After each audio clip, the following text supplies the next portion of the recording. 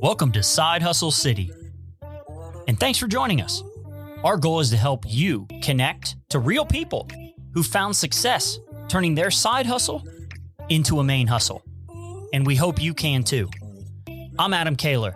I'm joined by Kyle Stevie, my co-host. Let's get started. All right, welcome back, everybody, to the Side Hustle City podcast. As always, the trusty co-host Kyle Stevie via the iPhone. Yeah, in a dark room in an awful place. Oh, no. Love it here. I love it here. Just joking. Well, Kyle, I don't like Corporex, though. I think Corporex built a crappy building, but it is what it is. So he must have did something bad. But no, it's the only quiet place I can find to do this. Okay, well, there you go. Well, Jon Thompson joins us today. John, great to finally have you on the podcast. We've been trying to do this for a while now. Yeah, great to be here. And I'm joining from my kids' playroom. I'm surrounded by toys, so I'll step on anything. So if you hear owl, that's what it is. Well, you're in the NFT world, so it makes sense. Like, you gotta be around these colorful toys, these fun stuff. You just showed us some Nike NFTs that just got released today.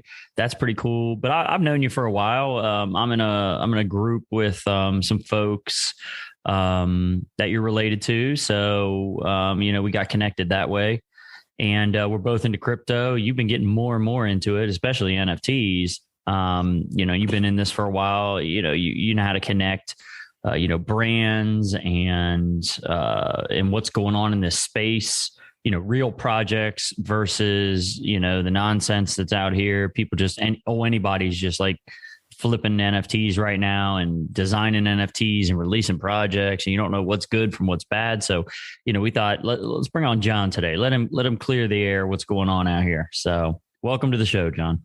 Thanks. I hope that I can help some people out there get some NFT knowledge, and if they are flipping, then don't try to flip anything that goes to zero. So that's usually a good play, right?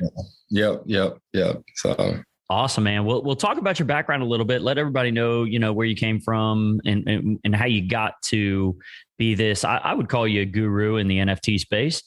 I appreciate that. Probably at this point, seeing that there's like 1% of the world is even involved in it. So no, I'll take that. Yeah, no, just a little about my background. Originally from North Carolina, and went to Kyle's favorite school, Carolina. After Carolina, I moved up to New York, and I really just started my kind of career in marketing and branding. First the United States Tennis Association, doing marketing there. And then I moved out to LA. I was at Snapchat for a couple of years, number 250. So pretty early. And then, within 2 years, I think when I left, there was probably about 5,000 people. Came back to New York and then got into CPG, retail world, working for Mars and M&M's. And then, me and my wife had a kid, and that's how we're now here in Cincinnati. As you know, people from Cincinnati, they either don't leave or always come back. So that's right. Your wife dragged you back to Cincinnati.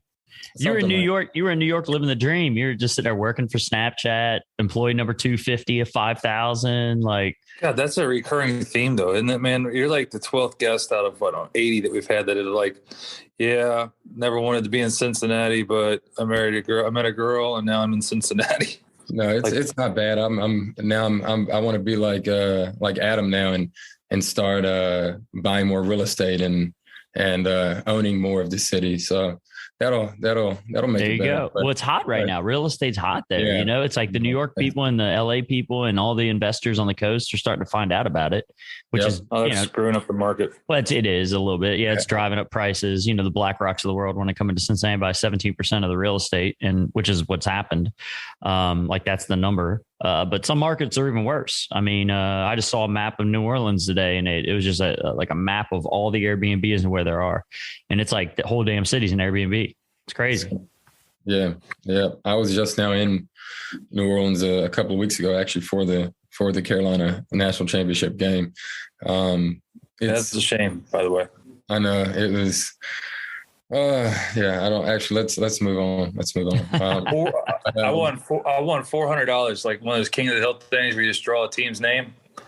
And I got Kansas, and I was like, "You gotta be kidding me!" Kentucky beat Kansas by like 27 there at Kansas, and they always choke. And sure as shit, North Carolina choked this year, and I was sorry. Don't want to bring it up again. My bad. We choked that game, but I mean, we went a lot farther than anyone thought that we would. So that was a really good game, actually. And I mean, you look at the Bengals. Yeah. Me and Kyle, we have to deal with the Bengals every year, and we finally made it. And look what happened. Hey, we'll both be back next year, and we'll both win it. So that's right. I already got my bet down. Don't worry. Nice. It's already down. So Now moved to Cincinnati. I was at Kroger's. I say Kroger's. I put the S on like everybody else for a couple of years, and then for the first time, about 2 years ago, got into the agency world. So went to Ogilvy, which I was working out of the Chicago office, but actually never met my teammates in person. But I was the director of social strategy there. So my main account was Walgreens, and that was really cool. But then about a year into it, people just heard me talk a lot about NFTs and Web3. And then they basically, said, "Hey, come join our emerging technology team." And so I started working with brands on, figuring out what are some different concepts and ways to bring you into the space, hopefully more authentic than most of the brand activations that, we've seen up to this point. That was great. And with, what I'm doing personally, I'll talk about a little later, creating my own NFT project, but just knowing the process from, beginning to end, and then having that, experience with brands and marketing. I reached out to an agency that's also out of Chicago, a contact that I made, and just a really great guy. And he, I basically pitched to him, "Hey, I want to come in and start a Web3 practice, within your agency, where we bring in, your current clients who are looking, who I know they are, and then looking for what else is out there. I know a lot of brands are, looking to do what Nike's doing and what Adidas is doing, and potentially Supreme and Azuki. That's not revealed yet, but they're finding projects that are really big and that'll shift the space, and then they're jumping in, and that's one way to do it. I can definitely help brands there, but I think the bigger play is growing their own activations and really starting to tell the story of what their brand means in the space, because they're going to have to eventually, and why not do it now and grow with that community. So that's what I'm doing now. And like I said, I'm starting my own NFT project, a PFP project with about 5,000 NFTs. And I can talk about that in a bit, but what is a PFP project?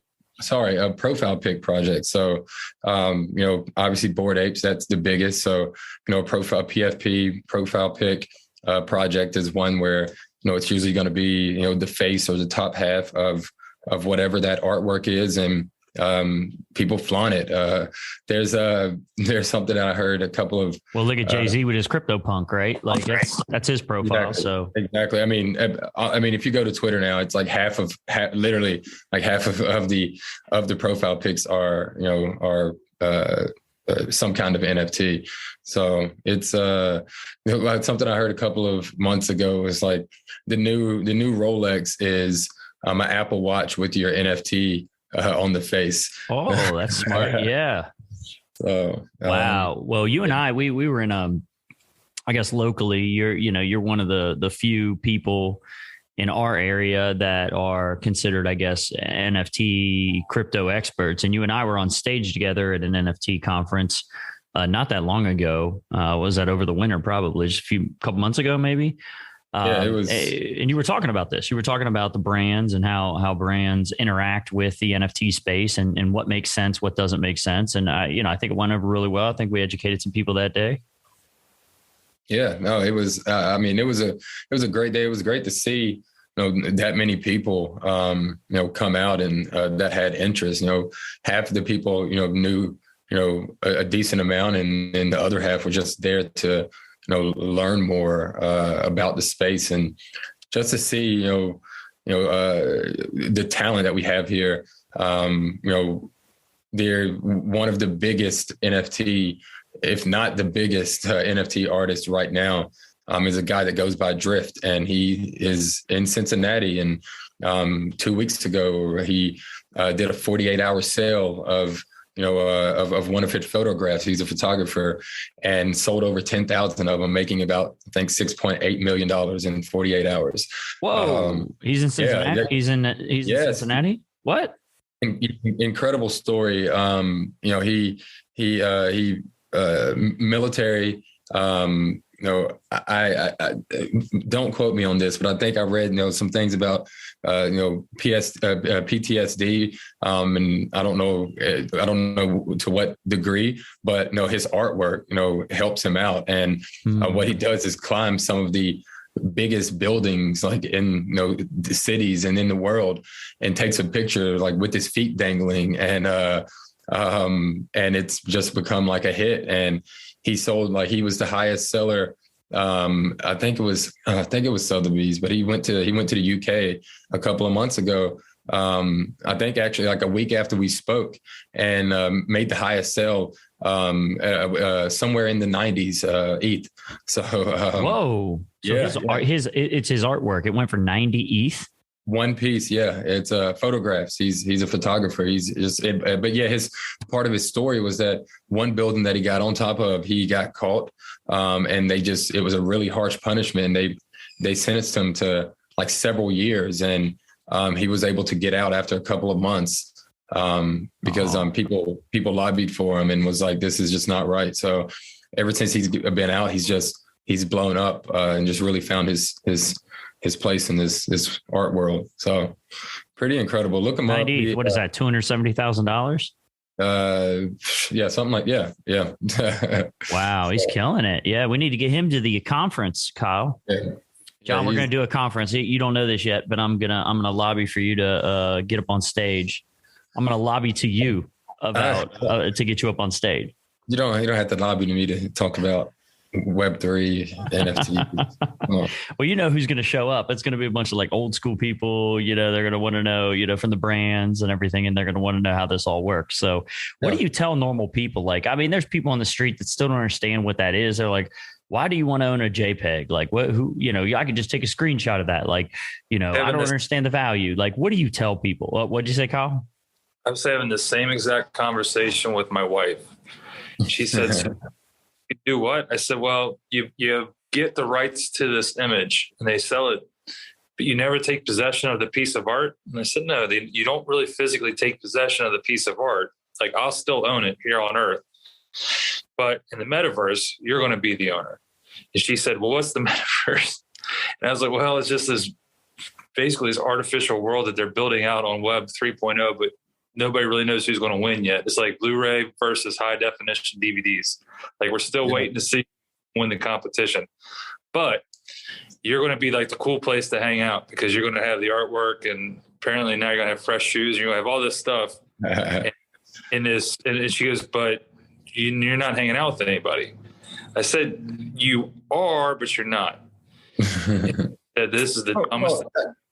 I try to like break it out to people like this. Like, how many people own the Mona Lisa, the real Mona Lisa? One, but there are thousands, like hundreds of thousands of copies of the Mona Lisa. It's the same thing. Like, you can have as many copies as you want, but there's not the real one. Like, there's so much value in the real one. And with NFTs, the value comes in the community or the utility that's added after. Like, at this point, like, is the utility, worth it? Like these Nikes that we were talking about that was dropped, which is actually going to be a physical pair.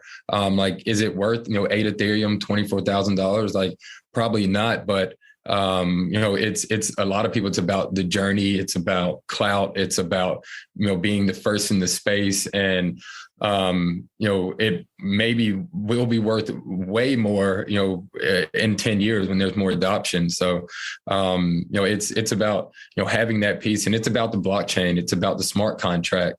Like, it's about people being able to, locate you, and being able to, send you things or give you benefits by having this piece, your piece of art that is on the blockchain, not like one that is right click saved. So,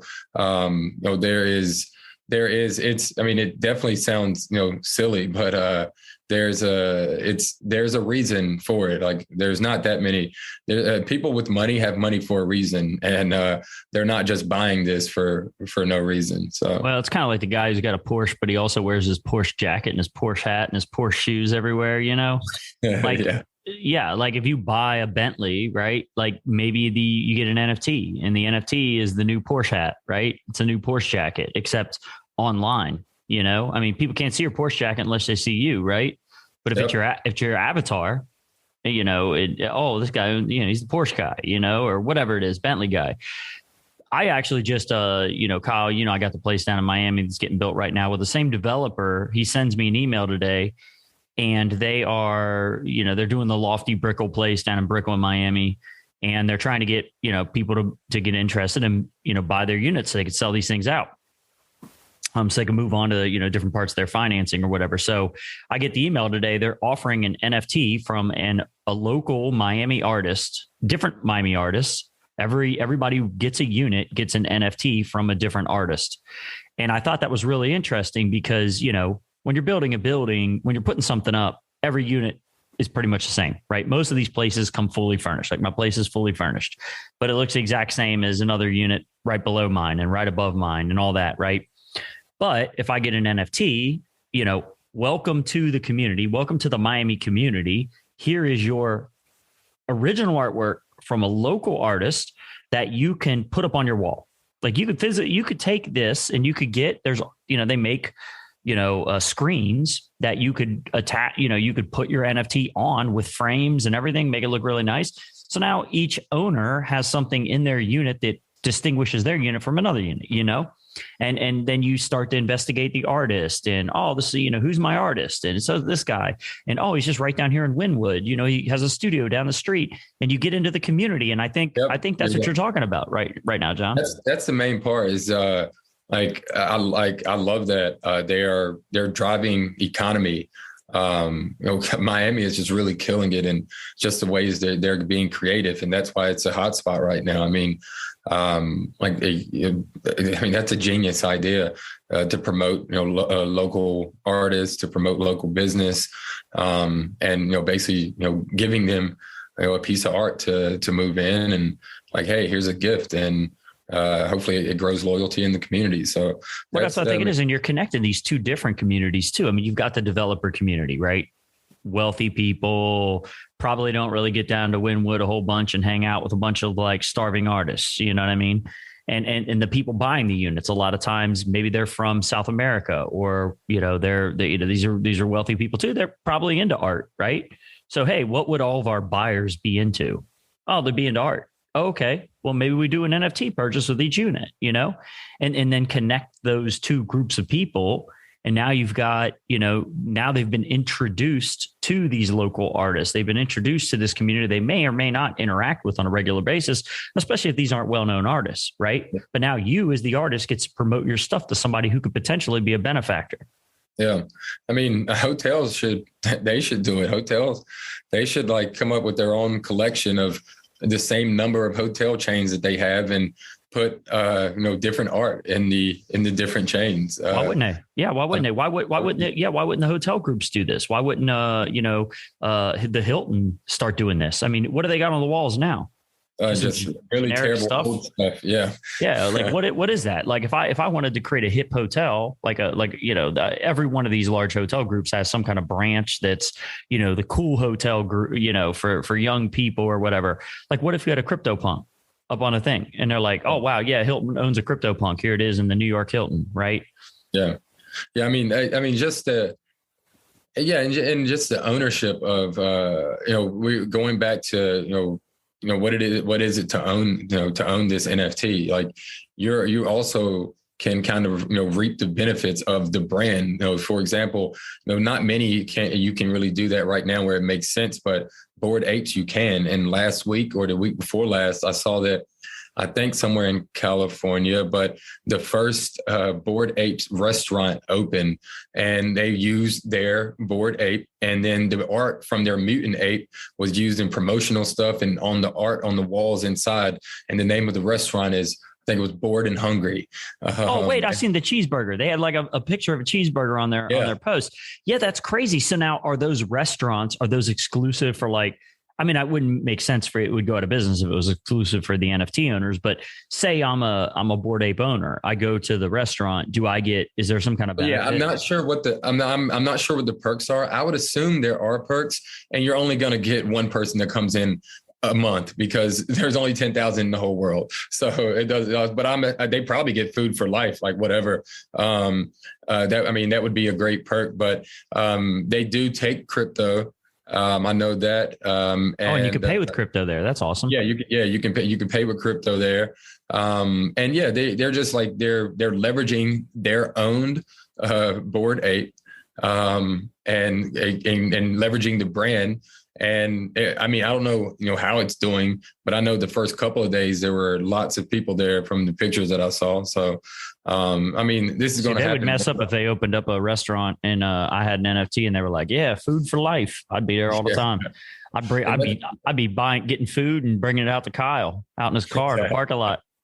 And that's why it's so important for these projects to really build and just continue building and continue build their brand, because in the end, you're going to have people working for you. Think about if there were 10,000 restaurants with Bored Apes on them around the country, you have people just growing your brand for you. Like that's like, it's pretty incredible. Like you have 10,000 logos that all, like the great thing about it, like it doesn't matter which Bored Ape it is. Everyone knows it's a Bored Ape. Mm-hmm. So that is the brand. Like it's pretty like that's never happened before. Like usually it's hard. Like usually it's like one logo and it's like, don't ever use anything else. Don't confuse people. And this is like, just get your ape out there because we're all apes. So and how do you, what's the lowest price Bored Ape right now? What would it take? And are there any for sale even? I mean, are they on OpenSea?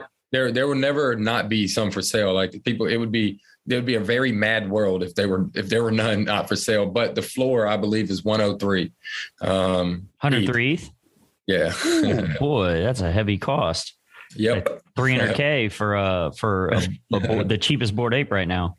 Yeah. I looked like a couple of days ago, so it's probably about the same. It's pretty crazy how the price of that stays stable. I love the fact that they were just giving away CryptoPunks too. It was just a giveaway or whatever. Yeah. And now that's probably got a similar floor, 300K, something like that, Yeah. I think the Bored Apes are now surpassed it, but yeah, it's similar. Yeah. You hear more about the Bored Apes and being a brand guy, you can't just release an NFT set and that be the end of it. You've got to figure out ways to keep it relevant. Well, so CryptoPunks for me it's going to be like Mona Lisas. Each of them are Mona Lisas. Like you don't have to add utility. I don't know if like there is going to be some type of utility. Obviously they'll start adding and maybe parties or whatever, and probably some really cool exclusive stuff that they'll do. But like a CryptoPunk is like the original. It's the OG. Like I don't think you really need to do a lot for it to at least have a pretty stable cost that's pretty high. I just see it like that Mona Lisa. I love it. So I just got into it because it said ape, but on Gemini they sell the ape coin.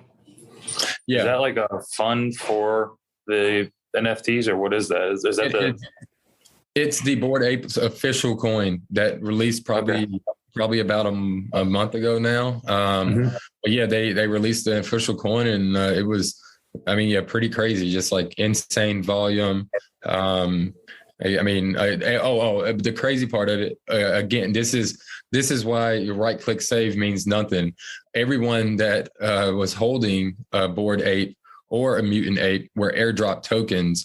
And so there was pretty much like at the lowest cost, everyone was given about $20,000. Wow. People that own, there were people that had like, multiples, and like I was seeing people that claimed $1.3 million worth of ape coin. But like it's, that's blockchain. Like it's like, so keep talking about that person with that ape. He's or she is there's a lot of utility and a lot of perks. The next thing that they're going to do is going to be a land drop, which is supposed to be really big, and it's going to be very expensive entry into that. So, wow. Yeah, I mean, Yuga Labs they're killing it. I mean, you can't deny that. So. Wow. So, how do you, if I'm new to this, like our listeners, they're, maybe they could do a side hustle flipping NFTs, right? How do you weed through everything? How do you find the good projects? How do you find the strong communities, the Discord communities with a lot of activity or whatever? Like, is that a way you sift through the garbage and try to find that diamond in the rough? Yeah, I mean, Discord is the biggest part of a community of the NFTs, and the NFT communities is really what drive the price and the cost of an NFT. I mean, because you need to build hype, right? Like you got to build hype. It's all about the community. I mean, like Bored Apes, like it wouldn't be a $300,000 entry. If there wasn't hype. Like it's about the community. You go into a community, the first thing is, to see, if people are, just, conversating, and it doesn't even have to be about NFTs. Just like, are people, does it seem friendly? Do people seem friendly in there? I think the biggest thing for me is looking into the background of the founders. What have they done? You can build a lot of hype and you can mint out. But after mint, what's going to happen? Most projects, die or they go below mint, and then you lose money. So like I definitely want there to be hype, and I want the project to mint out. But like after that is like, what is the real project? I mean, to be honest, like pretty much the launch of an NFT is pretty much like that's like your first seed round, really. Like that's what's going to really give you, what you need to make the roadmap play out. And the question is like, can you actually make the roadmap play out? Most of the time, tell people about your roadmap. Tell people like, so you mint your own NFT, right? You want to hype this thing up, you get it out there. You're going to be on your Discord. You're going in the NFT community. You're speaking at events. You're chit chatting with people, telling them, hey, here's my NFT. Do you have other people that are helping you market this thing? Like, what's your roadmap? I'm going to get this money, and then I'm going to do this, this, and this. Yeah. So I mean, yeah. So you're talking about my NFT project, Mad Dawgs Athletic Club, and yeah, we've been building it from scratch. We've found the whole team, me, my co-founder, and another partner, finding the tech team, finding the artists, all of that. And then, there's, so how many people? It's hard to even say. I mean, when it comes to I guess what I would kind of call the core team, there's myself, the co-founder, artist, and our partner. So I would say there's 4, but then we have, a second artist who's, incredible. And he's an actual, clothing designer. He's designing our merch line. The merch line is not going to come out, before launch. So as we talk about, already thinking about what the utility is, what are people going to get? Like we're already building out that merch line and already, thinking about, potential brands that will create that merch line for us and have that utility. Having an official brand on a merch line is that's a really big deal to the brand, and to more importantly to that community, that they're getting quality utility from this project. So yeah, we know I have the 4 core. We have additional artists, but then we have our tech and their tech and branding team. So we have Acoin.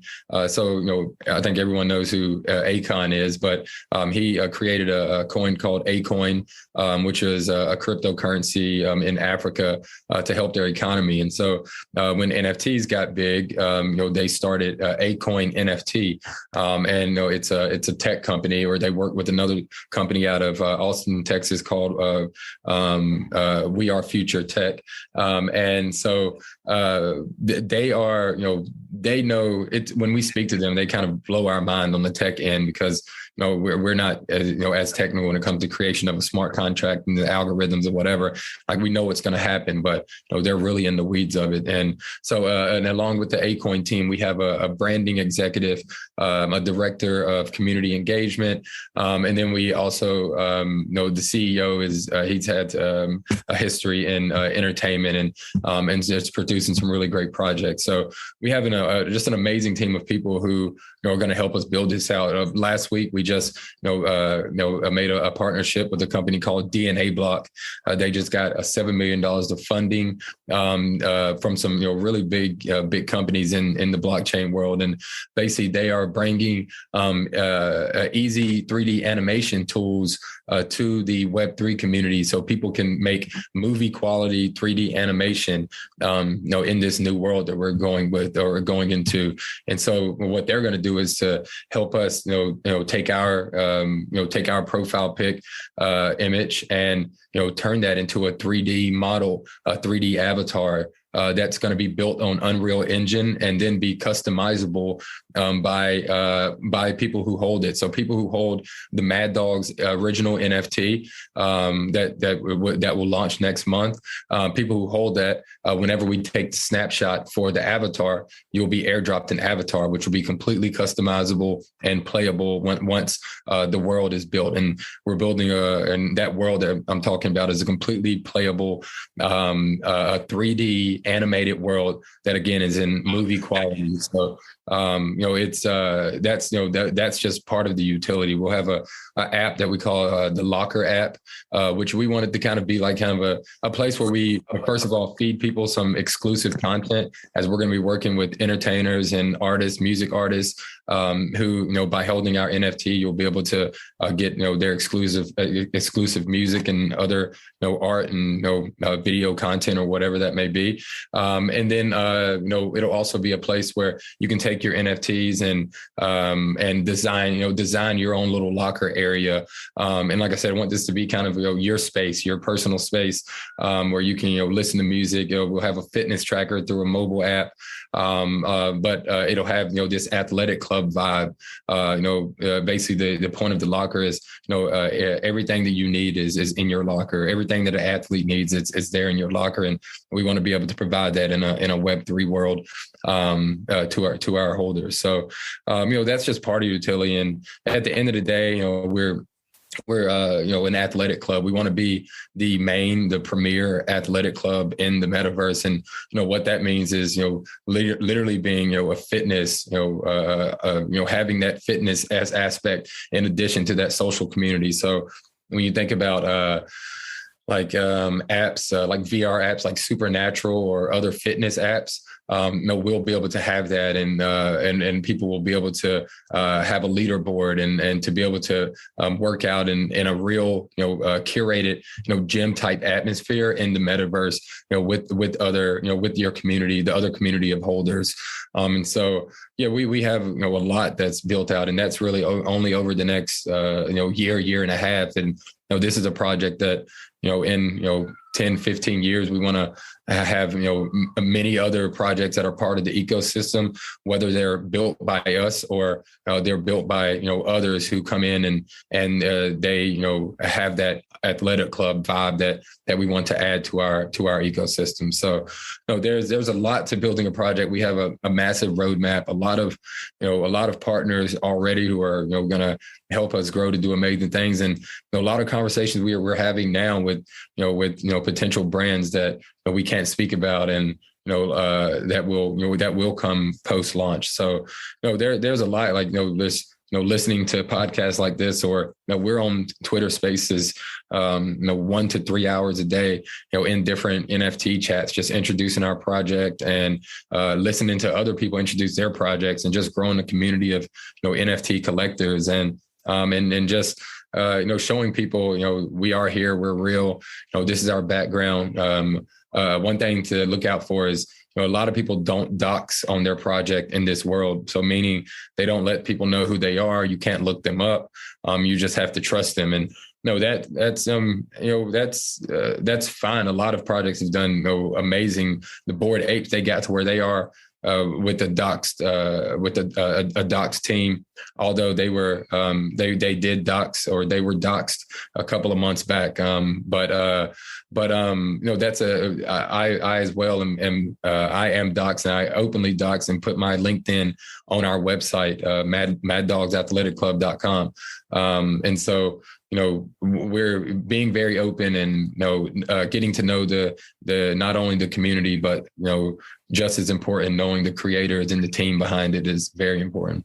Oh yeah, that's awesome, man. I mean, you sound like you got the right team together. Do you have any, because it's the athletic club thing, are you looking for celebrity endorsements from athletes, from people who been in the NFL, been in Major League Baseball, things like that? Yeah. So you kind of set up my next part. I mean, definitely, we are, looking for that at all times, obviously. But, right now we're in the most important thing for the NFT to sell out an NFT launch is to grow the community, build a community.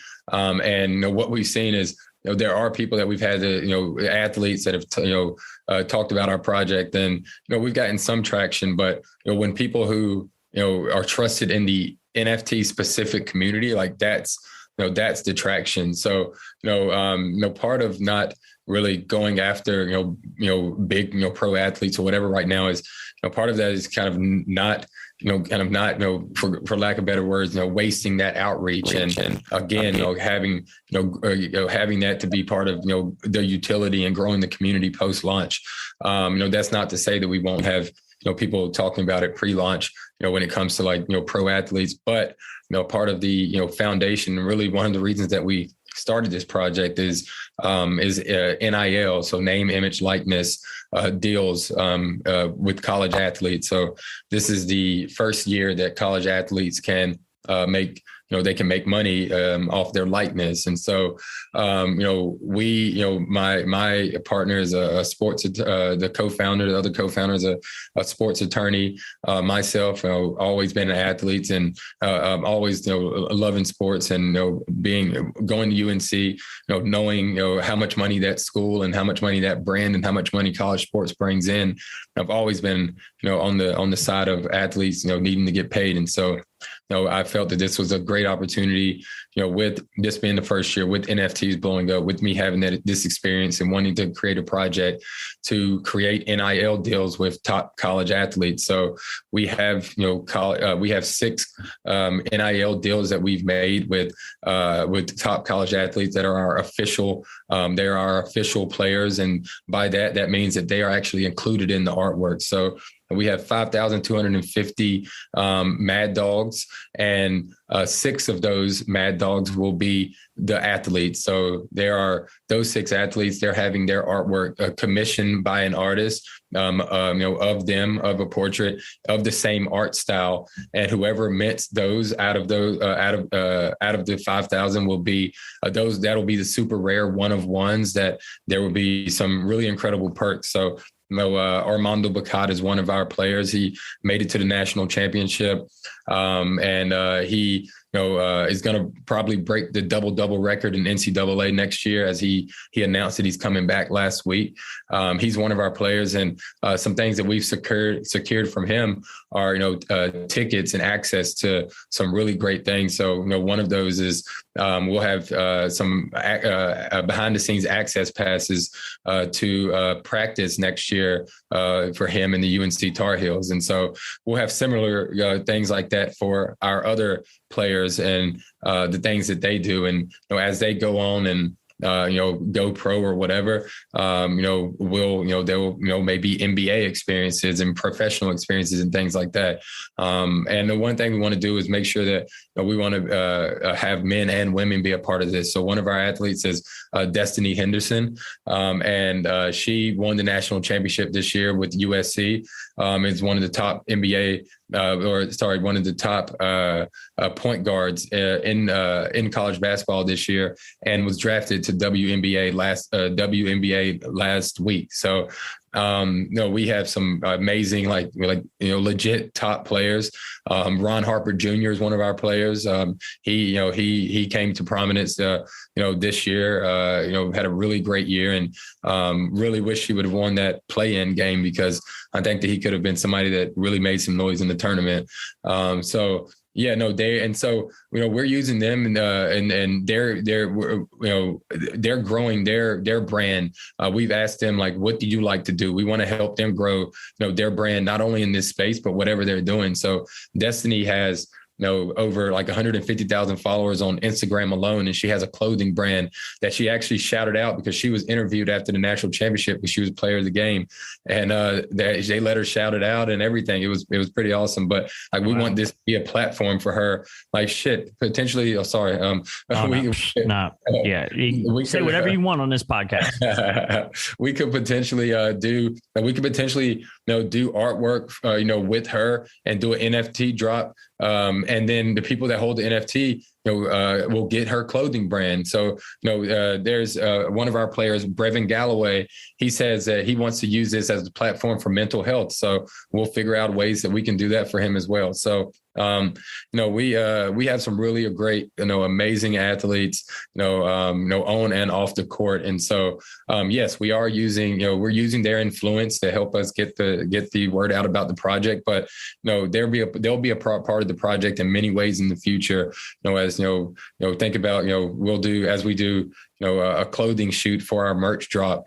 How many brands can say that every athlete or person that you're using is an influencer in their own right? So, I mean, it's really, there's a lot of pieces to this project that we've, put together, and, we're still putting together, because there's a lot to come in the space, and we'll be growing with the space, and I hope the space does the same with us. So, there's a lot to it, man. I mean, it's not just, you don't just will it into existence one day. I mean, there's a lot of stuff, a lot of moving parts to something like this, if you're going to do it the right way. I mean, there's some people out there that kind of, they could figure it out and they could probably pop it up there, but you can't be a one-man band in any of this stuff. And I would imagine the longer it's around, the more sophisticated it's going to get, the more complicated it's going to get. What would you say, a range to launch an NFT project right now and make it successful? Like, when you think of everything you just said, all the different components, all the different people that have to be involved, the promotion, everything else, what would be a good range for somebody to think about if they were considering doing an NFT project? Yeah. So, I mean, when we first started this, I think we had the idea in October, November, and we were originally thinking that we would do the launch the week before March Madness. March Madness it's far gone. And we're completely fine with that, because, through the process, we just saw how many pieces there are. Needing to get the tech is really important. The most important thing is growing the community. That's very hard. Figuring out, who are the right people to connect with. We're still figuring it out. Just in the last few weeks, we figured out that that Twitter Spaces is, we knew how big it is in the space, but to actually, to go on those and to speak every day to different communities it's the thing that's gotten us the most traction so far. We've learned a lot, through the process, and as we've, push back the date or what you may, or what may you, we've, added more and more to the roadmap. Okay. So it's not just like, pushing it back because we don't know what we're doing. It's like, we're figuring out and learning more, but at the same time saying, oh, this is possible. This is possible. And we want to make sure that like I said, we want to make sure that, launch is just step one. We want to make sure that as soon as we launch, we're using those funds from the launch to put them right back into the project, and start and really growing that roadmap that we've put out. Because like I said, we have the contact, we have the network, we are really strong at what we do. And so we're very confident that we can play out the roadmap. So, once we met, which as of right now, it's likely going to be a whitelist on May 9th and public on May 10th. We'll be hitting the ground running. And like I said, we're already having those conversations. We're already working on, figuring out how we're going to build out this world in 3D and VR. And so we're ready. So would, $20,000, $30,000, like, do you think that's like if you were to go out and raise money for this whole thing and go out and build a team and put it all together, would that be a reasonable amount of money to spend, or are we talking like a couple $100,000 here? You need to get scrappy. Thankfully I've done great networking, throughout my life, me and my co-founder and our other partner.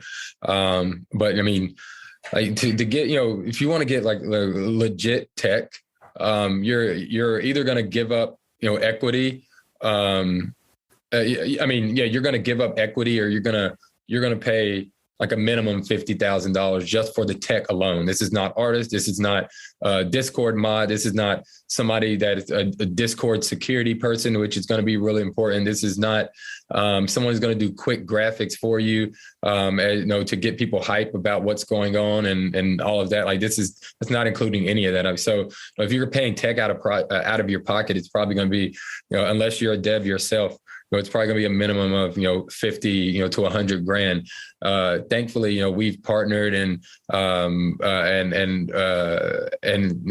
Acoin is there, they are a part of our project forever. And so, they do have a stake in our project, and, we didn't have the funds. I'm funding, with crypto over the years that I've made, a majority of the project. But the tech, that's something that, we're leaning on our partner in Acoin to do, and they're doing. And it's like I said, they're an amazing team. So, but if you're spending it, all out of pocket, tech and everything, I think you're probably, going with anything between, and this is, to do it right. You're really doing it right. You can be scrappy and you can put something together quick, which a lot of people have done, and honestly have made a lot of money on. But it's not what it was even a year ago. People are sniffing out projects a lot more, and they're trying to make sure that you've done a lot of work, put a lot of work into it. But yeah, I would say, 75 to 150. If you're paying tech out of pocket, and then that's everything else with that. But but also I have a 9 to 5. Those are conservative hours, but a lot of people that are trying to get in this space, they're artists, and they may not have that 9 to 5, and so they're supplementing a lot of that cost by just making this their 9 to 5. So that's also a part of the being scrappy when if you want to build a project. But many people have seen that if you don't have a really good team that is really working around the clock, or you're not doing that yourself, your project's going to fail, because that's what communities in this space, like they not what they want, it's what they demand. And if they don't get it, they'll just sell your product, they'll sell your NFT.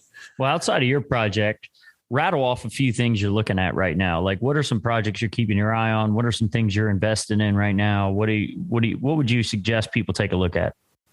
Oh, so what's hard and like what's is or is it personal? Is it just like, hey, I like this? It's not personal. It's I worry about I've through flipping NFTs and through buying and selling shit coins,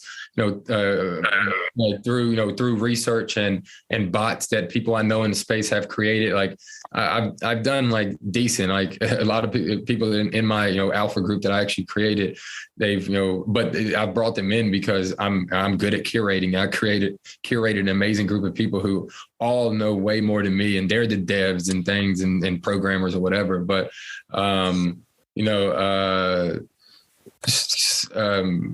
what was the question?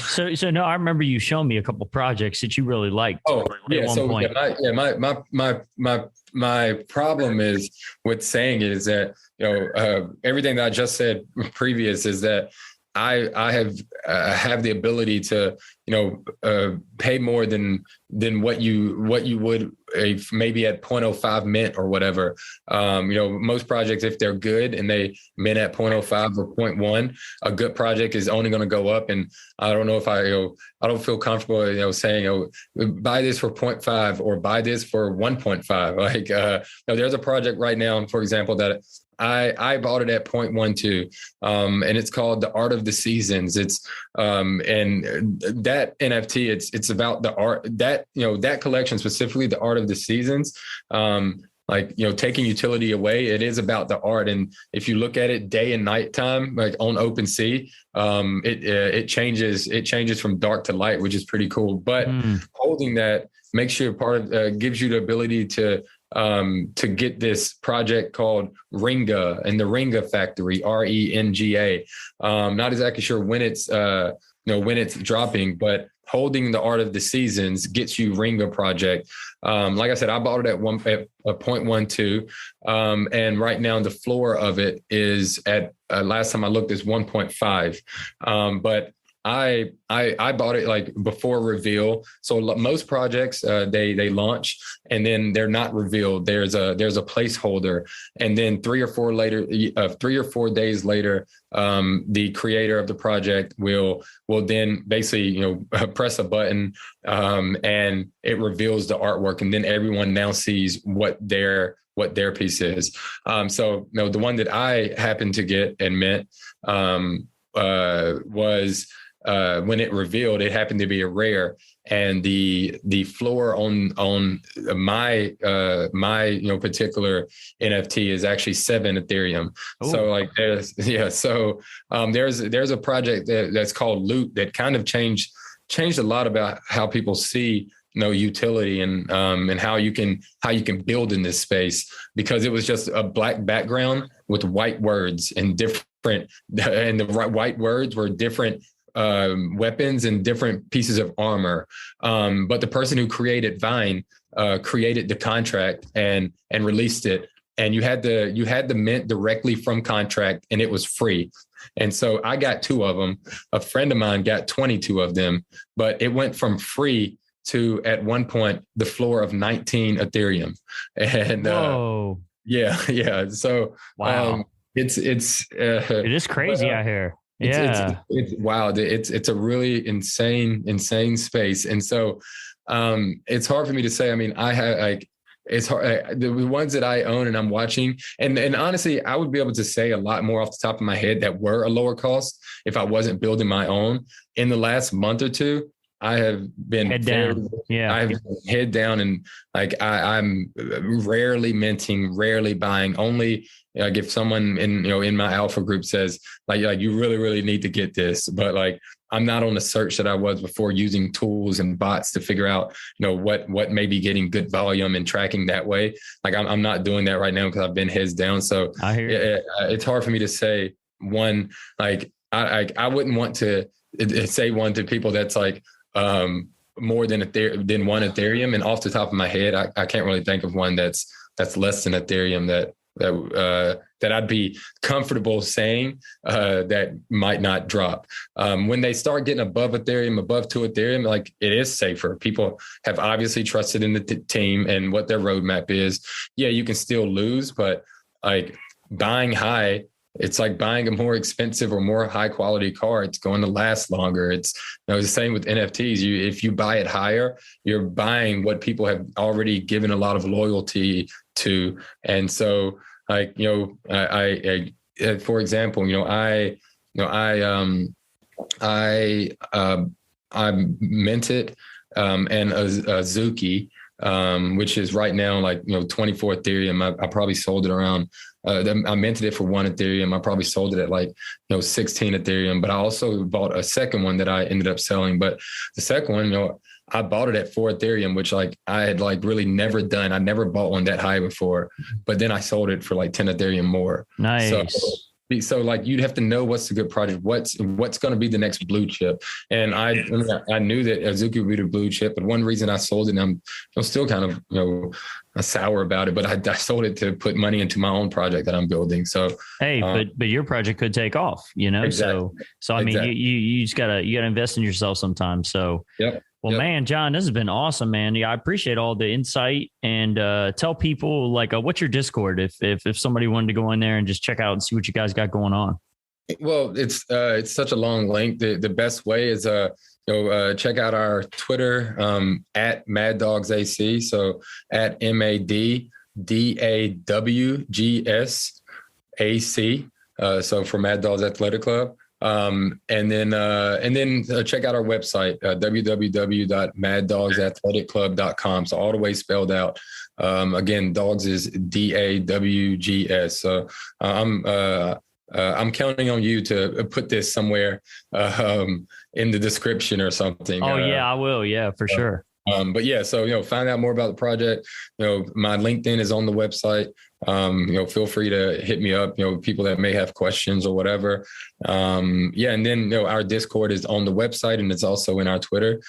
So yeah, feel free to join our community. And like I said, we haven't officially announced it, but we're looking at May 9th for whitelist. And there's different opportunities, which you'll see to once you join our Discord and look at our Twitter to get whitelist, which for those of you who don't know, whitelist means that you'll have the opportunity to mint our NFT. There's a lot of projects out there that there's so much hype that if